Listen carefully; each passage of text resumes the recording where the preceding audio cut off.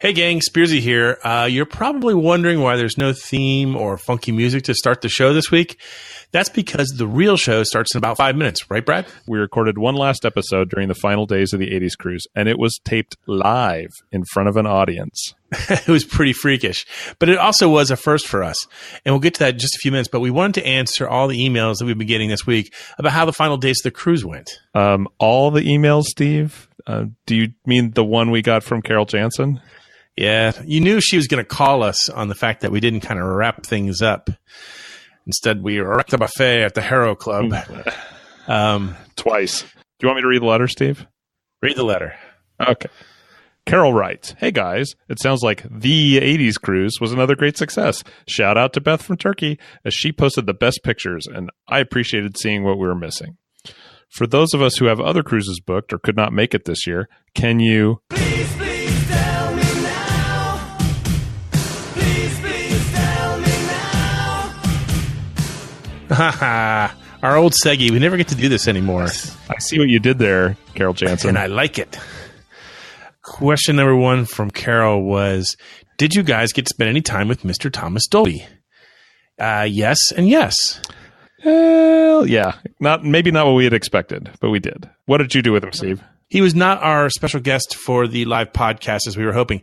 I spent about 5 or 10 minutes talking to him one night after dinner, and his wife was there, and it was fantastic. We talked about his set the night before. It was a blast, but Brad has the actual coolest story about Thomas Dolby. I don't know if it might be cool by the nature of its complete nerdiness. So the last day when we were supposed to go ashore and we couldn't, the 80s cruise staff is just scrambling to put together some semblance of activities on board to keep us from all going crazy. Probably the most popular was the, bottomless rum punches they were handing out on deck. But I happened to grab one of the sheets, and listed there right after our impromptu trivia session was Walking Soccer with Thomas Dolby. What the hell is walking soccer? That? Basically, I'm like, okay, well, let me go find out what the hell walking soccer is. So I went back to the cabin. I grabbed my copy of his book that I brought just in case, and went up to the sports deck. And walking soccer is basically what it sounds like. You play soccer, but you're not allowed to run. You can walk real fast, though? You can walk as fast as you want. Yeah. So being tall and having long legs can be handy. So it's like five-a-side soccer walking on the basketball court with like little short goals. Everyone put in their name they wanted to play, and they kind of divided us up into teams, and you played like a 15-minute game. It was surprisingly fun. It was surprisingly dorky. No, it wasn't surprisingly dorky. It was dorky. Not to put too much stock in my performance against my fellow 80s nerds, but I did have 2 goals and an assist in my game. I just put that out there. And I tripped a guy. I tripped a guy hard. Apparently I am one of those people who takes everything too seriously. Yeah. But it was really fun. That sounds delightfully dorky, not surprisingly dorky. Yeah, and I got a great picture. Katie took a great picture of the two of us, and I got him to sign my book. He was very gracious, nice guy. And according to Katie, his wife was very nice too. I'd forgotten that she was on Dynasty. Oh, yeah. What's really sad is I was there talking to him, after dinner, and I was telling him how much I love the song "I Love You Goodbye," I just blanked that was his wife sitting next to him. And she's like, "I love that song too." And I was like, "Yeah, isn't it great?" And I should have said, "Of course it's great. It's about you." But I didn't do that because I'm a total idiot. And I as much as I brought my A game on this trip, I brought my C game during that 10-minute chat with Dolby. I felt really bad about that. Well, by the same token, when I came back from getting the book signed and everything, you said, "Oh, did you tell him about the podcast?" And I'm like, "Oh, yeah. I knew there was something I was going to bring up." Things happen. Carol also asked, who stood out as a great show that was unexpected? I think we both would agree that Lou Gramm from Foreigner was the... He was great, but he was not as unexpected to me as Billy Ocean. Okay, well, I was sick that night, so I don't remember any of it. I mean, I'll give it to Lou Gramm. I'll give it to Lou Gramm with, of course, the Dad Jeans writer. But I think in a lot of people's minds, and maybe just because expectations were not there so much, Billy Ocean really just opened people's eyes. And her last question, Carol's last question, did the Tubes sing my theme song? Yes, the Tubes did sing She's a Beauty. I think it does a 10-pound hummingbird wheeze. Yeah. It was one of their very last songs. So Yes. We all got to hear that one. I'm pretty sure there was a picture of Carol up on the screen during that song. The other things we didn't talk about the last time we met, we did see Berlin perform. Berlin brought back Dave Diamond and John Crawford from the original lineup of Berlin, and a couple new songs that that they're in the business of recording right now, I believe. And they were great. I was talking a little bit with their drummer later, and he had said, "Yeah, I wasn't sure those were going to work in the set, but they were really fun. They sound fantastic. I'm looking forward to that new album." Yeah, I really am. And then the final night, Springfield was the featured entertainer, and that was kind of crazy all over the place, I thought, but in a good way. Yeah. If you've seen him before, I've seen him 3 or 4 times, but it's been about 5 or 6 or 7 years. And when I saw him before, he would maybe play one new song and then play all the hits. Well, he didn't do that. Yep. No. And I had the same experience. I mean, when I've seen him before, it's been on the State Fair, County Fair circuit, and he plays like an hour set, and it's like you say, it's all the hits and one song where he makes a self-deprecating joke about now's a good time to use the bathroom. Right. But that's not how he came at this, which, again, I think is part of the beauty of these trips is the artists get a 90-minute set and they can do some more things. And he used it. So we probably heard maybe 5 or 6 songs that I don't think I'd ever heard before. Well, and he did this thing where he's like, I know you want to hear these songs, so I'm going to give you a medley of the first line of the chorus of like 6 or 7 of them just to get them out of the way. That was kind of funny. Which I thought was really funny. That was cute. So, by the way, this is probably a great time to bring up that we have a new sponsor this month for Stuck in the 80s, and it's Bevsto. It's this amazing wine rack that you can stick in your fridge, and it kind of clears up the clutter that you normally have. If you're anything like Brad and me, keeping an extra wine bottle handy and cold is as necessary as that extra DVD of The Last Starfighter. And that's the good news we have for you today.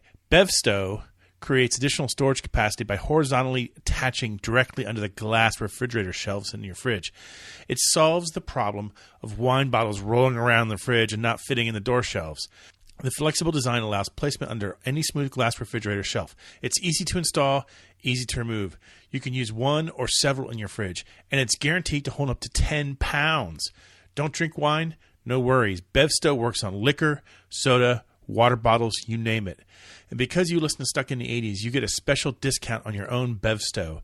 You can save 25% on Bevsto when using the promo code PODFAN25. That's PODFAN 25.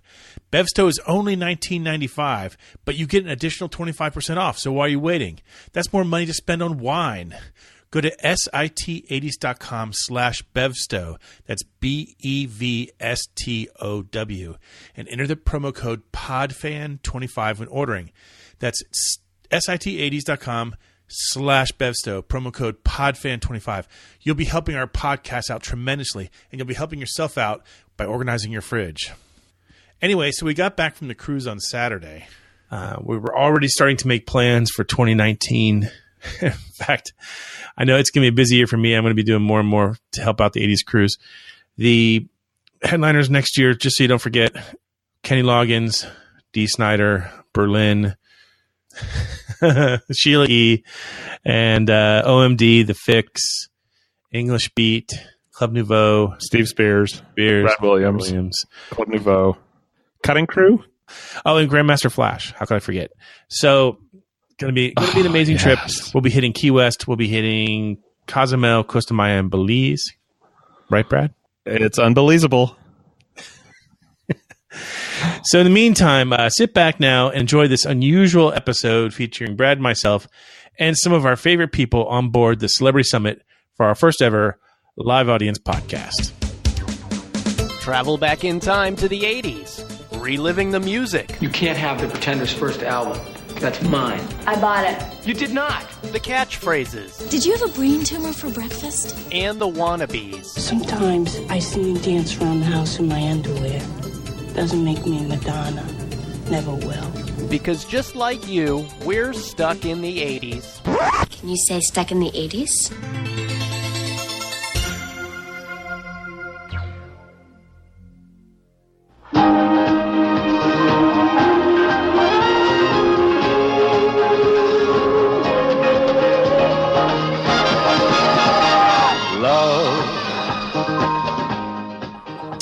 Welcome to to Stuck in the 80s. I'm your host, Steve Spears, and I'm here with my co-host, Brad Williams. Hey, guys. Steve, I had no idea that our audience was so good looking.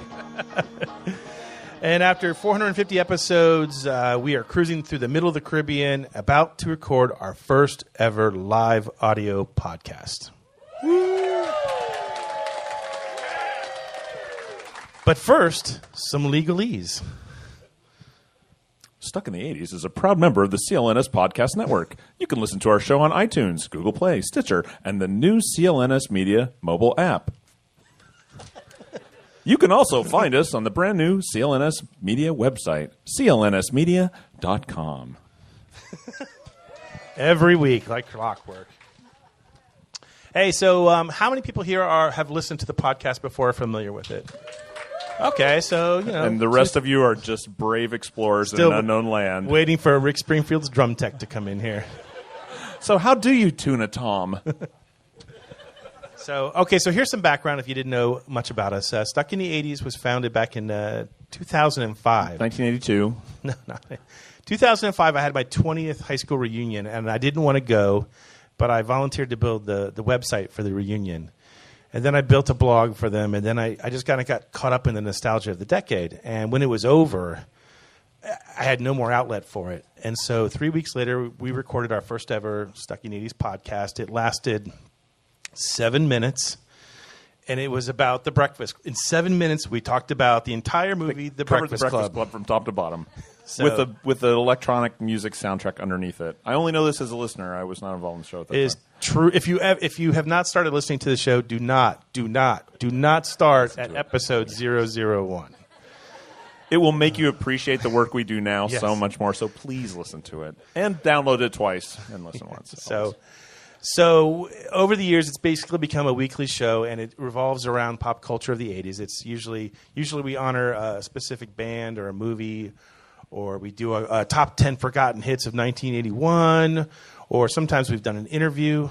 Over the years, we've interviewed about 100 people from the 80s, including, I think, 6 people who are now in the Rock and Roll Hall of Fame, which I think maybe that's 7 now, thanks to Steve Perry getting in last year. So That's true. Steve Perry, Huey Lewis, Molly Ringwald, Martha Quinn, Brian Johnson from AC/DC. Rick Springfield's drum tech. Rick Springfield's been on twice. Terry Nunn's been on. Actually, Thomas Dolby's been on. Let's see, who else from this trip has been on? Loverboy. I've talked to Mike Reno. You had Mike Reno on. Yeah, he was fun. So we do that, and then we do the podcast, and we have fun. There's a blog too. And over the years, the co-hosts have changed. What? Brad is not the original co-host. He is the third full-time, third or fourth. I don't know. It's your show, man. It's It's your world, man. I'm just living I don't in know. it. I'm not the one. I don't make labels, but you are. That's what you are. So, so that's what we've been doing. And then 3 years ago, we got involved with the 80s Cruise, and they brought us on board to do the trivia, and we have a blast doing that. We just finished our last session for this week, and we had a great time. And in about 45 minutes, there's going to be a tremendous amount of alcohol consumed by one of the 3 chairs on this thing. Yeah, we're running the missing man formation here right now. Yeah. So what we wanted to do, since we obviously were missing the special guest, we're going to make you the special guest today. So I'm going to pick some of my favorite longtime fans and put them on the spot and give them the Stuck in the 80s treatment. Where's Dave Augie August? Get up here, Augie. Come on down. You're the next sucker on Stuck in the 80s. This is how it started for me, too. I got picked out of the audience just at random one time. Yeah. I was at a Stuck in the 80s fan gathering. There were fans? Well, it was just me and Steve alone in a bar crying. A common theme. So, Dave, we met you at the first 80s cruise. The second. I thought it was the second. Yeah. But you've been on all 3. No. Clearly, the person what? who took these notes is being fired. I thought you were. No, I was not on the first. Heather and I came on the second cruise last year after being on the Def Leppard cruise and finding out about the 80s cruise just before it happened. Okay. So let me ask you this. This is an important question to me because I think a lot of us, we were huge fans of the music and the movies of the 80s, during Otherwise, the 80s. Why are we here? And then the 80s ended and we moved on to the 90s, and we tried to like 90s music. We really tried. We bought the Spin Doctors. I don't know why. What's this wee stuff? Yeah, let's not paint everybody with that same broad brush there, Spearsy. So was there a time that you sort of divorced yourself from your love of the 80s and then kind of rediscovered it? No, I think I'm actually one of those ones that hung on to it like grim death. Colorful. Oh, there we go. Really? Yeah, it was. Let's just say the 90s music destroyed a very unpromising music career that I had. And so maybe we should thank it? Yeah, in a way, it saved you from a lot more spandex and a lot more hair that was down to my knees. You did not have hair down to your knees. Oh, yeah. You can't even have it down to your shoulders now. Well, if I start growing the hair long now, it's so gray, I start looking like Sam Elliott from Roadhouse. That's not good. That doesn't sound terrible, right? Pain doesn't hurt. Yeah, don't mention Roadhouse. If you could be a roadie for any 80s band, which would it be? What I want to survive from, though. So, because doing it with crew, I would have lived through the 80s. So, I would have had to go with Duran Duran, mainly because... Because of the cast-off women? Exactly. You would do well. I could have met my wife probably 20 years sooner. Oh my gosh, that was a professional level answer. Nearly romantic. You answered the question and you... Oh. Doesn't matter if it's a lie. It was a line. A line. Favorite moment yet on an 80s cruise? I will have to say, getting into a concert that I had no expectations from or for, and watching Berlin and Terry rip out Highway to Hell. Oh, yeah. That was absolutely amazing. If I had to say from this cruise, it was being shocked again at the pipes of Billy Ocean. Wow. Yeah. Good answers. Good answers. At 70-plus years old, that guy can wail. In the words of Sam Kinison from Back to School, good answer. Good answer. We'll be watching you. Here's an unpopular question, but I'd like to throw it out to test your mettle. If you could toss one band from the 80s out of the decade into obscurity, and so that none of us had ever heard of them, who would that 80s band be? And you cannot pick any My band favorite. that's on the ship. Okay. Let's be nice. Depeche Mode. No, boo. That's so wrong. This is the great answer of a metalhead. You just can get enough, is what you're Oh, saying. I am already my own personal Jesus.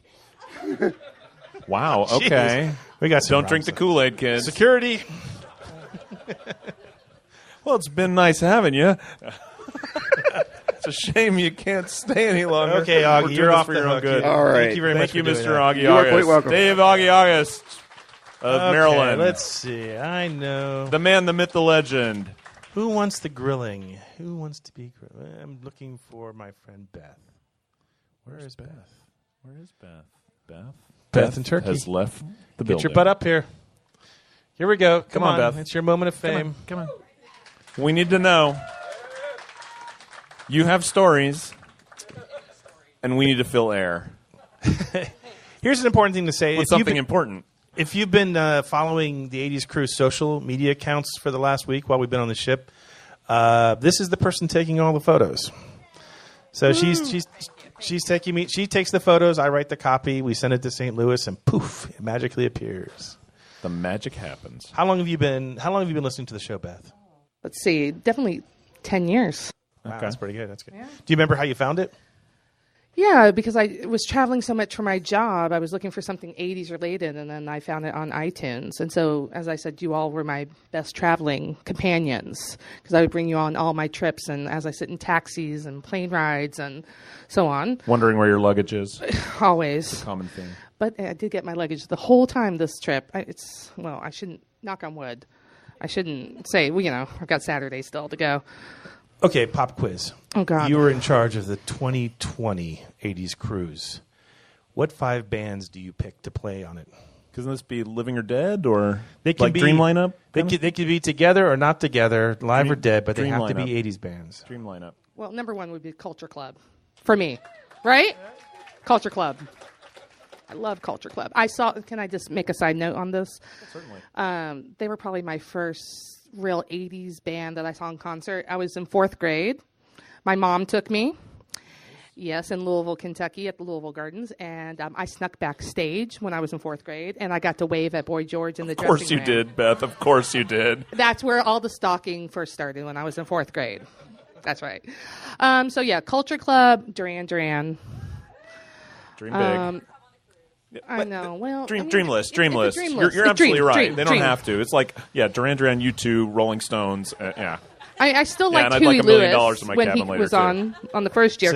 So you'd bring back Huey Lewis? I would. Okay. He was great. I really Who enjoyed it. was here to see Huey Lewis perform in year one? Wasn't he amazing? Yeah. And who was here and saw him walk through the pier terminal to get on the ship? And how everyone went effing nuts when they saw him. Wasn't that the coolest thing ever? Or how Janice and I stalked him? Well, we went and accidentally term. ran into him while he was disembarking. And yes, that's how strange to run into you here, Mr. Lewis. Is it? He was very kind. He was very kind. Disembarking? Was he really doing? He was disembarking. Okay, so that's 3. Oh, 2 more? Let me see.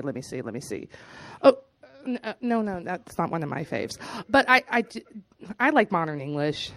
I know they were already here, but I do like them. It's your list. It is my list. It's your So list. my list. And gotta think of what do I? Oh, Adamant.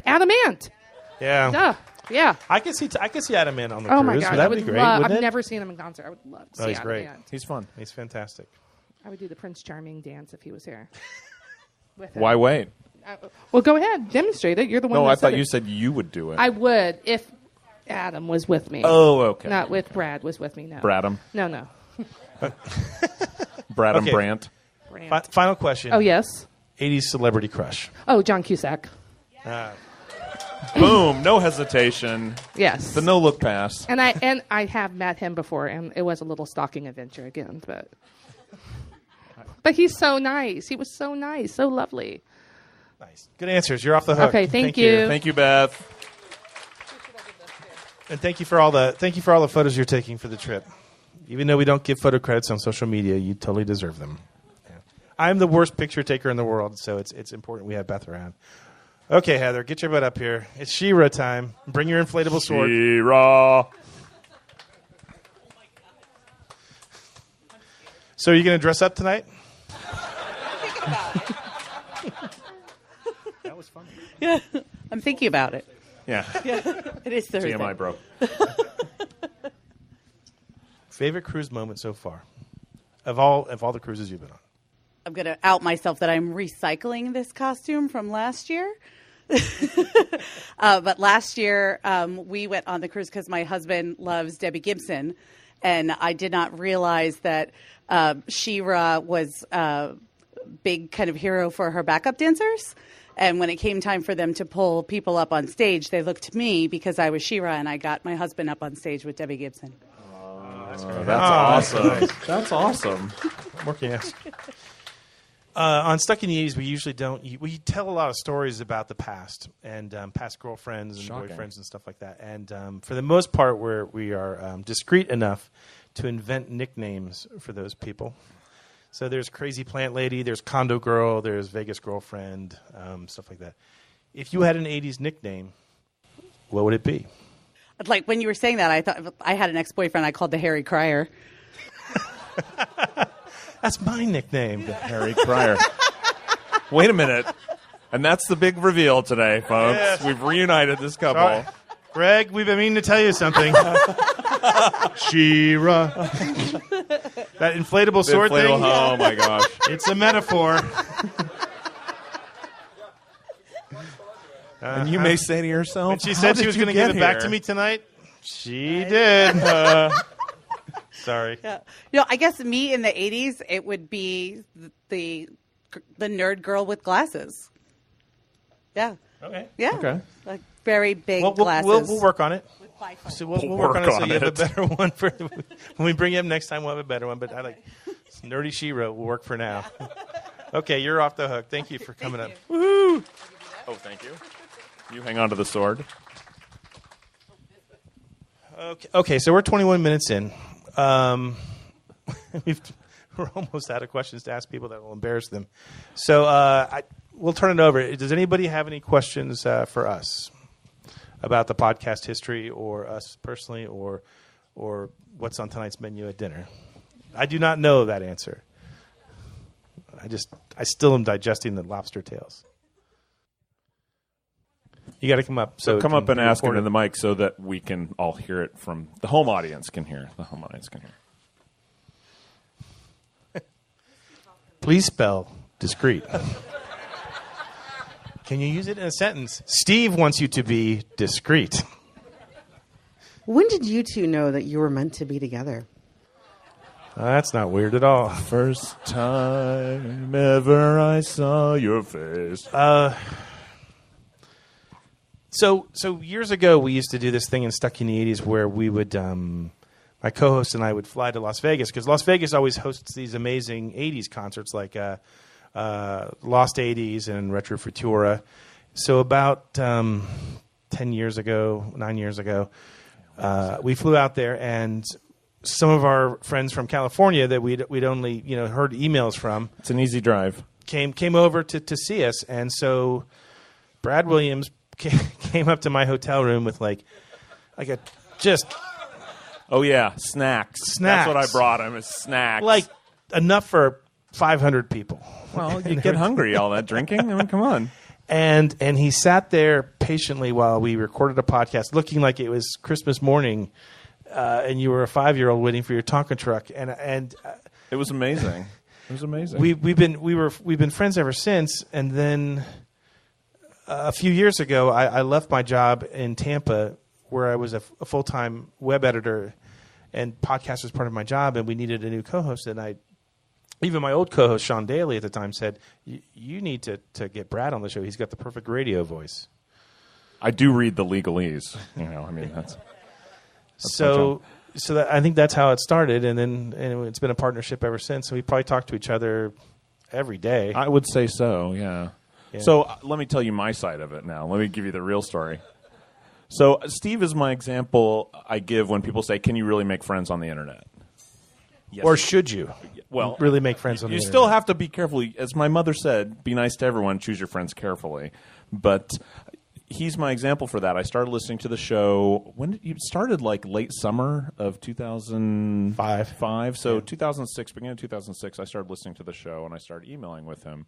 And we got to be friends over email. And then, as he said, we met in Vegas at that show. Really, what I remember is my wife sitting next to me on the couch like, what on earth have I gotten myself into? And I forget who it was that was like, oh, that guy's okay. He actually made eye contact with me. Like, everyone was scared to death of my wife. She is quite a force of nature, and I'm lucky to have her. She's still in the room. There she is. She's a lovely, lovely woman, but don't tangle with her because she'll take you down. Don't even ask her about Grimace. Beware the tempestuous nature of the redheaded woman. That is all I'll say about that. So that was when we first met. And then when he called me and said, hey, do you want to be the co-host of the podcast? It was like, are you familiar with the movie Buckaroo Banzai? Anyone? Buckaroo Banzai? When Jeff Goldblum shows up with the cowboy outfit and the luggage, that's kind of how I felt like, okay, I'm here. I bought a microphone. Like, is this really going to happen? And now here we are. It's a long and twisting road. It's a 50-50 partnership. It really is now, and it's nice. And the time difference is kind of odd because we don't record in person. I record out of Orlando, Florida, and you're in LA. I'm in LA. So we do it online. We're not seeing each other. We're just talking into the internet. And then if Jen with one N, who's our other co-host, she's up in Maine. Right. So that makes it interesting. One time we did a show with a friend in Australia, so we had that time difference between the East Coast, the West Coast.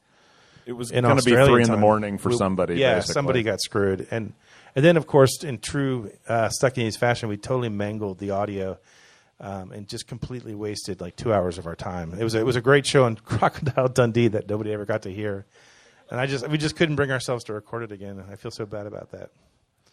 So, any other questions? This is gonna be the world's shortest podcast. They actually are only about half an hour, just so you know. Oh, here we go. Here comes Matt. Be afraid, ladies and gentlemen. Matt Regal. Hey, Brad. Hey, Steve. I have two questions. First question is, how's your mom, Steve? Is she still alive? And how do you feel about her? Oh, that's really nice. That's a callback. And second one is, from each of you guys, if you could share with us what your favorite part of the cruise has been so far this year. This year? This year. This year. You want me to go? Well, Katrina, being on stage with Katrina here yesterday. Yeah. I was freaking out. I admit, and everyone who knows me, like we have a little group of friends that we have dinner with every night, and everyone knew that I was like circling around like a dog on its deathbed yesterday, knowing because I had seen. I don't know how many saw Katrina perform while you were here, Yeah. and then how many of you saw her Q&A that she did with Terry? So you know she's whip smart and very fast, and she's a renegade. And so I'm sitting there thinking she's going to tear us a new one. She's going to she's going to see these questions and she's going to make fun of us for a straight hour. And I told you, I'm like, Brad, don't even try to be cute with her. She's going to tear us a new one. And I'm like, oh yeah, challenge accepted. Let's do this. And then so yesterday came, and I mean, if you've been to trivia, you know that I kind of circle the stage in a sweaty mess for about 15 minutes before it starts, like just the nerves having to work them off. And then I'm still waiting for Katrina to show up. And so finally around the corner, I get, like a wave that she's here, and she's in the backstage area. So I go back there to meet her and try to, with a cotton mouth, try to explain what it is we're going to do. And then she's like, oh, sweetie, you're so nervous. You have nothing to be nervous about. This is going to all go fine. And then after that, I felt great. So that was my favorite moment, was having her talk me off the ledge. Yeah. I don't want to tell the same story twice, so do I have permission to use one from last year? Because being up here with her was amazing.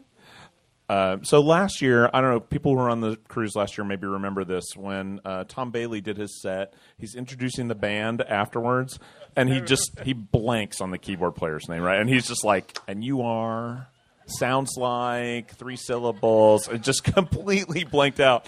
And the next morning, we ran into her in the elevator, and as you do, right? As you do, and you say, "Oh, it's a great set last night. Really enjoyed it." And I said, "I have to ask, was that a bit, or did he really forget your name?" She's like, "Oh no, yeah, he forgot. He forgot." I swore that was a bit. He should have just said it was. Yeah, a bit. She should have, to bail him out. So we get off of the elevator, and if you've been to trivia, you know that I can sometimes be a little bit of a smartass. And who comes down the stairs but Tom Bailey? And as he approaches, I said, "Do you know her name today?" And then I'm like, oh, crap. He's never coming on the podcast now. He was very gracious about it, but it was a funny moment. So those are the kind of things that happen on this cruise that make it so fun, right? You bump into someone in the omelet line and things like that. Over the years, you kind of get used to interviews going in any number of directions. And Tom Bailey was definitely one of the nicest interviews we ever had. Yeah. A lot of people ask us about the worst interviews we ever had. Cough, cough, Wopat, cough, cough. Did anyone remember Dukes of Hazzard actor Tom Wopat? So early in the days of Stuck in the 80s, he was coming through Tampa Bay. He was starring in Chicago. And so I had a chance to interview him. And we had just lost our podcast engineer, the guy we used to call the maestro, who would record everything. So all I had to do was show up with my list of questions, and everything was taken care of. So he wasn't there, so I had to record it myself. And it was 15 minutes long. And so I hit the wrong button and only recorded his side of the conversation. And so I should have just punted. I should have just said, okay, it's just going to be a written interview. But I decided to go back and re-record my questions separately. And if you ever don't ever go back and listen to it. It is widely regarded as the worst podcast we ever did, because it's just me going, and then what happened after Dukes of Hazzard? The that same is amazing inflection. to me, Tom. And then what happened after you took the job at Chicago? Over and over. And people wrote in, they're like, that is the stiffest performance I've ever seen. And I'm like, yes, I know. But I didn't want to give up on the interview, because he was so nice and gracious, and it doesn't always happen, because some people really, really detest the idea of being on a podcast called Stuck in the 80s. But we are not stuck in the 80s. There's 3 people who have specifically said, I will never, ever be on your show, even after they said, of course I'll be on your show. And then, what's the name of it? Stuck in the 80s. Who are those people, Steve? Let's see. Number 1. Well, the Scorpions said it after it was too late. Suckers. We'd already recorded the interview. And if you go back and you listen to that one, that's kind of funny because he finds out about it when it's too late. Read the notes. Bryan Adams famously accepted the interview, and then when his PR person found out, she said, "No, he won't be on it. If anything, he's stuck in the '90s." She said, which offended me. Oh, so if I change the name of my show, then it'll be fine. And then Christopher Cross. Really? Was he stuck in the 70s? Once he agreed to an interview, and he backed out the last minute, and I didn't mind so much. I've never told this story before. Oh, I mean, I didn't mind. 'Cause I understand that some people, now I don't tell the name of people. I never say the name of the show, but when I do an interview, I'm like, I do a show about music, and right. I don't say it's called Stuck in the 80s. Okay. So I reviewed his concert anyway, and I gave him a great review. And like a day later, I got an email that said, from Christopher Cross, and I opened it up and it says, "Can I call you Steve?" And that is my name. Yes, you can call me Christopher Cross. And he called me on the phone and for 45 minutes apologized for turning me down for the interview and said and complimented me on, you still gave me a nice review anyway, and so sorry, I was just having a bad day, and I'll never do it again. So the podcast or that? That's the Hall of Shame, really. Although I guess I let Christopher Cross out of it because he did apologize. So yeah, honorable mention. Any other questions? Okay. Well, hey, this has been great. This has been a fun week. If you haven't been listening to the show, it's easy to find. Just if you Google Stuck in the 80s, it'll pop up everywhere. If you took one of those bracelets, the web address is right on there conveniently. Yeah. Oh, and we also have some stickers, which I'm happy to hand out, but you cannot put them on the ship. You cannot the bracelets over put there. them on the ship. The bracelets are up here. Yeah, and always, if you ever have feedback on the show, email us. It's steve@sit80s.com or brad@sit80s.com. We love the emails, and we're going to continue on. We just found out earlier today that we're invited back for 2019. So sorry. We'll be back here. Next year, we're going to secure our own damn special guests, even if it is a drum tech. So we always like to end every show with the same thing. Thanks for coming out. Thanks for listening to us. Thanks for listening to the show. We'll see you soon. In the meantime, Brad and I remain here, hopelessly stuck in the 80s. Thanks. Thanks, guys.